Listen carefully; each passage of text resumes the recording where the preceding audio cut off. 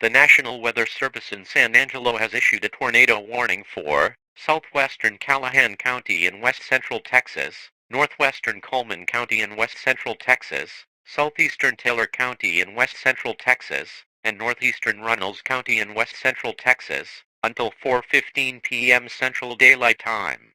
At 3:47 p.m. Central Daylight Time, professional storm spotters were tracking a tornado located near Goldsboro, or near Lawn, moving southeast at 25 miles per hour.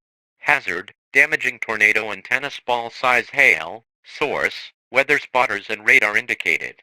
Flying debris will be dangerous to those caught without shelter. Mobile homes will be damaged or destroyed.